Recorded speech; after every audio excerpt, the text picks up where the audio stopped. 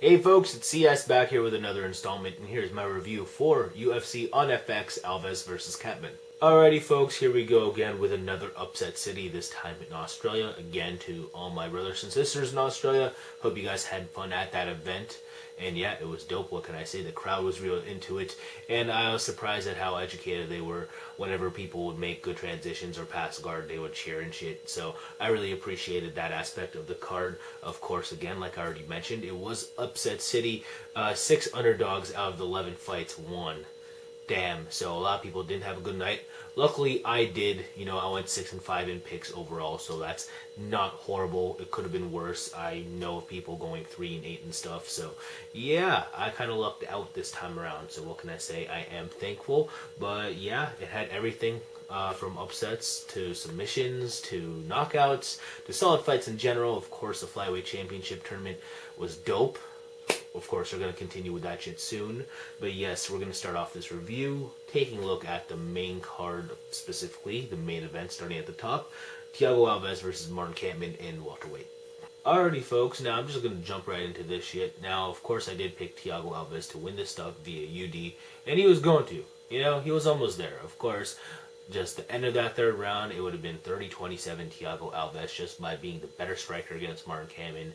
Martin Kampmann really didn't have a game plan coming into that fight, just either trying to outstrike Thiago Alves whenever he could, and just having the intention of trying to get to the ground, but looking so goddamn obvious doing it because Martin Kampmann, although he's a great fighter and stuff, he just lacks explosiveness, and he's just not a very good athlete. You know what I'm saying? He's not like George St. Pierre where he's going to go in for a takedown and you really just don't expect it. You know what I'm saying? Martin Kampmann just telegraphed everything he did in that fight. His striking, Thiago Alves was reading relatively well, in my opinion. Of course, Martin Kampmann couldn't keep him at the end of his punches, and he couldn't get Thiago Alves down on his own terms. Just because Thiago Alves has such good takedown defense. Of course he did in round 1, but of course Thiago Alves, what I did see him doing was eventually out-grappling him, Martin Kampmann, at any point in this fight, and he did. He eventually mounted Martin Kampmann. That was relatively impressive, and when I saw that, I'm like, yo, I don't think Martin Kampmann has a chance. Just because Thiago Alves out-grappled Martin Kampmann at that point doesn't mean Martin Kampmann doesn't want to stay there. Martin Kampmann clearly wants to stay on the ground, and he eventually got his wish come round 3. After Thiago Alves was doing so much work out striking him, Thiago Alves just for some reason, his bad decision skills come back to haunt him. And yeah, he just does it again. He just jumps into that guillotine from Martin Kampmann. And I really don't know who paid him to do that because he was just winning that fight all day, every day, and just says, hey, let's just ride out the rest of this fight. And he just stuck his head in, into the side of Martin Kampmann as he was going for a takedown. And a smart fighter would pull out of that guillotine somehow or not follow through with that takedown. But of course, Thiago Alves did. And then Martin Kampmann with his signature guillotine just finished the job off and finished him mounted guillotine. That sucked. That fucked over my parlay. I don't know what to say. Damn, what's Thiago Alves doing, guys? The guy has so much ability. He knows how to get back up to his feet if someone takes him down. He knows how to stay on his feet in general. And on the feet, of course, his striking is sick. His jiu-jitsu is not bad. He has all the makings of a top 5 welterweight, but he just doesn't have it up here, which is why he loses to someone he shouldn't in Martin Kampmann. No disrespect to Martin Kampmann, but Martin Kampmann even knows that this was a bad matchup for him. Martin Kampmann usually beats, grapplers who just won't get to the ground with him. Thiago Alves, better striker than he is, something Martin Kampmann, primarily does, you know what I'm saying? So how's Martin Kampmann going to win? Of course, Thiago Alves has to give this fight to him gift wrap, which is what happened, and which is another reason why I don't agree with Martin Kampmann getting submission tonight. I know Alves is a Brazilian Jiu-Jitsu brown belt and all that, but again, he doesn't act like one, which is why I don't think Martin Kampmann should have got submission tonight. But again, solid win for Martin Kampmann. Who does he face next? I'm saying Jake Ellenberger. I doubt Jake Ellenberger waits for Carlos Condit for the Carlos Condit match to happen. I know that will be a while. Or, yeah, maybe Carlos Condit wants to wait for GSP so they can, unify the titles. And that's going to take a while. So I'm like, yo, why don't Jake Ellenberger and Mark Kampmann fight? I think that would make sense. As for Thiago Alves, He hasn't fought Diego Sanchez yet. I think that would be a dope fight. But yeah, I guess that about does for me in this main event. Again, solid win for Martin Kampmann. Alrighty, folks, now let's move on to that Joseph Benavidez, Yasuhiro Urushitani flyweight tournament bracket. Now, of course, in my prediction video, I said that Joseph Benavidez was pretty much going to outmatch Yasuhiro Urushitani everywhere in this fight, and that he did. Of course, in round one, for the majority of Benavidez' offense in that round, it was grappling. He was just basically beating the shit out of Urushitani on the ground. Had Urushitani in a world of hurt in terms of submission attempts near towards that round.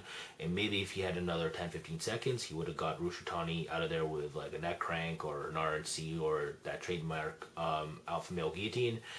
But yeah, of course, Urushitani was saved by the bell, but Benavidez didn't need much time in round two to put Urushitani away, only 11 seconds. And yeah, Urushitani got beat at his own game. Of course, if you have seen Yasuhiro Urushitani fight before, he's primarily known as a striker, specifically a counterpuncher. He threw a lazy body kick himself, and then Benavidez countered with the right hook from hell.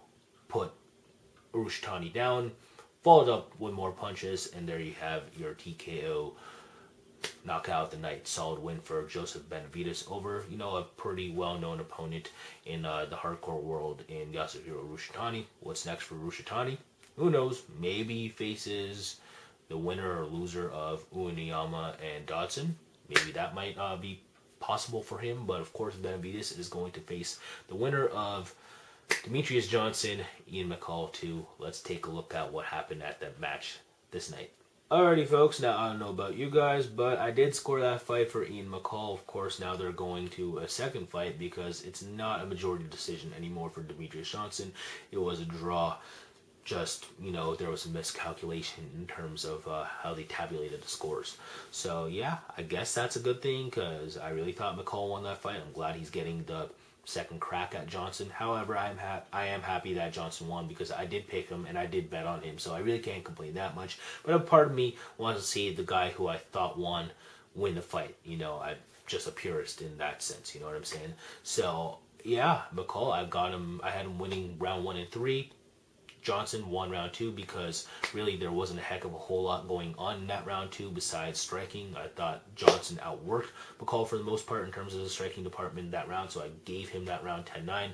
But I gave McCall the most lopsided round of the fight in that third 10-9 as well, just by controlling Johnson on the ground with solid top control, some solid ground pound. Of course, after that takedown, it was just that's all that happened. Ground pound and top control from Ian McCall in that round. I thought that was enough of an exclamation point to win him the fight because I did think Ian McCall won round 1 and this fight was based on however you scored round 1.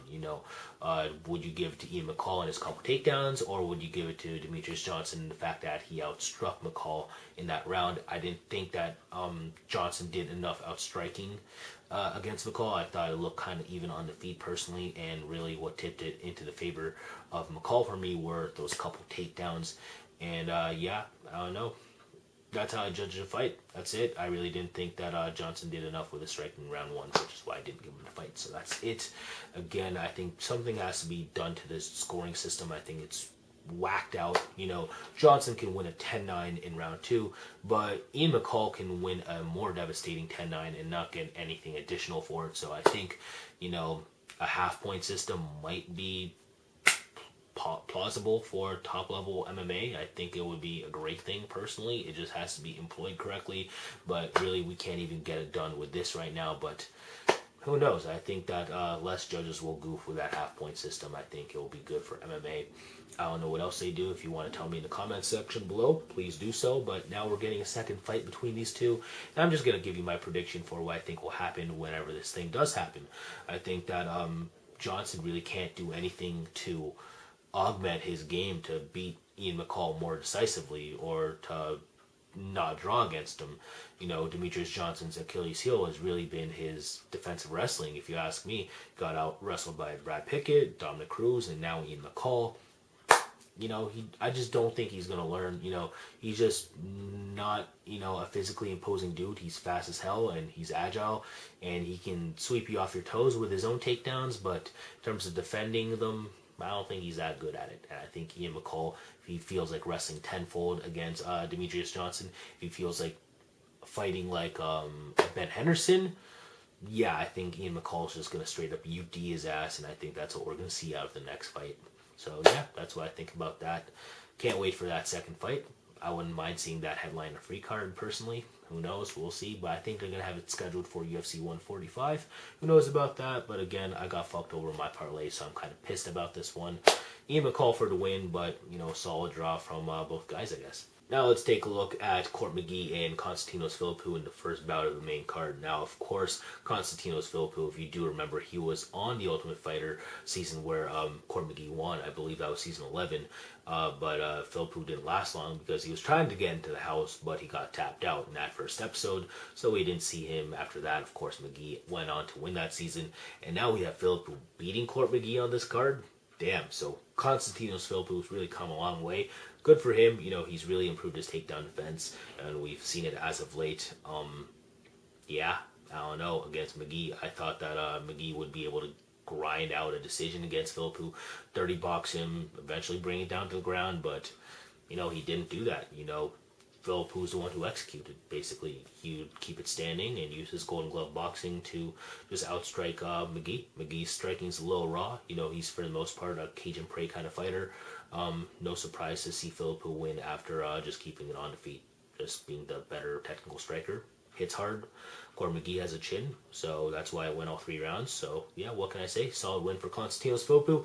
What I'd like to see out of him next, who I'd like to see him face, maybe the winner of Alessio Sakara, Brian Stan. I think that would be a good matchup for him, and maybe Court McGee gets the loser of that. But, yeah, that's about it for that. Solid win for Konstantinos Philippou. All right, folks, now let's roll through the preliminary card, starting with James Tehuna and Aaron Rosa. Guys, James Tehuna is more athletic, stronger, more knockout power, more aggressive, better striker in general. Aaron Rosa struggles to make weight cuts, really has no response to aggressive fighters. That's why he lost via knockout. Solid win for James Tehuna. Just kicked the shit out of him. What's next for Tehuna? Stephan Bonner. I think that would be a good fight. I think they can throw down on a free card. I think that would be nice. As for Aaron Rosa, I think he should face Brandon Vera in a loser leaves UFC match. I think that could be possible. Next up, Anthony Parash versus Nick Penner. Solid win for Anthony Parash, who got it done via TKO. Damn. Anthony Parash, outstriking his way to a win. Not really outstriking. Well, outstriking on the ground, of course, because it is Anthony Parash. He's not going to outstrike someone. But he kind of did against Nick Penner. Nick Penner, who was thought of to be a better stand-up fighter, Anthony Parash comes there, presses forward with some of his punches, and just, eventually gets it to the ground. Got swept, but eventually Nick Penner just couldn't stop the second takedown attempt from Anthony Parash. Anthony Parash just hammered away at him with more ground pound, win via TKO. Solid win for Anthony Parash. He's a really nice guy. So, I'm just happy to see guys like that thrive in the sport, and I don't know what's next for him. Maybe Igor Pokraitz. They haven't made that yet, so I think that could be a good fight for Anthony Parash. Solid one for the Hippo. Next up, Cole Miller, Steven Siler. Damn. Cole Miller really lost to Steven Siler? He's better than Steven Siler at absolutely everything, but really he should have did what he did in round 3, in round 1 and 2 as well, and because he didn't, Steven Siler beat both Miller brothers. Damn. That sucks. Who knows? Cole Miller, if he fought harder, would have won that fight. Better striker, better grappler. Should have had a more emphasis on trying to get this thing to the ground. I don't know. He was kind of swinging for defenses early. Really wasn't working for him. Steven Siler being the better technical striker. Outstriking him in those first 2 rounds. Sucks for Cole Miller. What can I say? Good win for Steven Siler. I don't know what should be next for him. We'll see. Kyle Noak versus Andrew Craig. Andrew Craig now 7-0. Good win over Kyle Noak. Kyle Noak, if you survive against him, if you survive against Kyle Noak, and his rear naked choke, just wait for him to kind of gas and then kind of give up on trying to get to the ground, and then he's in survival mode and you just outstrike him. That's what Andrew Craig did. So, solid win for Andrew Craig. I don't know what should happen with him. As for Kyle Noak, maybe they can make that Jared Hammond match now, when Jared Hammond recovers. We'll see. TJ Wahlberger versus Jake Hecht. Guys, TJ Wahlberger, this is who should have got submission of the night. That was a sick transition into that armbar. Like, I basically turned around for like 5 seconds, look back, I see TJ Wahlberger going for an armbar against Jake Hecht and actually flip him over and get it. That was sexy from TJ Wahlberger. That should have been submission of the night. Dana, of course, favors the main card / main event people, and Martin Kampmann got it. Again, gift wrapped submission of the night. Guillotine. Oh, not cool. Again, solid win for TJ Wahlberger. What's next for him? Charlie Brenneman, I think, would be a good fight. Be pretty interesting. Pretty obvious fight for me to call, but I think that fight still makes sense. What's next for Jake Hecht? I don't know. But again, solid win for TJ Wahlberger, who did get robbed. Mac and Smerzier versus Daniel Pineda. Mac the Menace, like, after that headbutt from Robbie Peralta, is he going to be the same? Because that didn't look like Mac the Menace against Daniel Pineda. He's better than Pineda technically everywhere, grappling, striking, even wrestling. But he just wasn't aggressive, and Mac the Menace usually is. Pineda found a complacent Mac the Menace, outstruck him, got him to the ground with that sick triangle / armbar. That was nasty, sick transition. Mac eventually tapped. Usually I see Mac trying to do that triangle, you know what I'm saying? And he got caught in that. Damn, that sucked. Solid win for Pineda. What's next for him? I don't know. Mac and Smerzier can now face Robbie Peralta, I think, in a second match. We'll see. Ollie Thompson versus Sean Jordan. Ollie Thompson, British grappler, not the best wrestler, gonna succumb to striking with the aggressive American striker and Sean Jordan. Sean Jordan knocked him out. What can I say? Solid win for Sean Jordan. I think that about does it for my review for UFC on FX2 or UFC on FX Alves versus Kampmann. So I hope you guys enjoyed that stuff, and definitely check out my predictions for Strikeforce Tate versus Rousey. They're already up. I'll leave a link to them somewhere on the screen, and stay tuned for a review for that. And I guess that about does it for me for now. Again, links in the description below. Deuces for all my supporters, bruises for all my haters, and take care. See ya.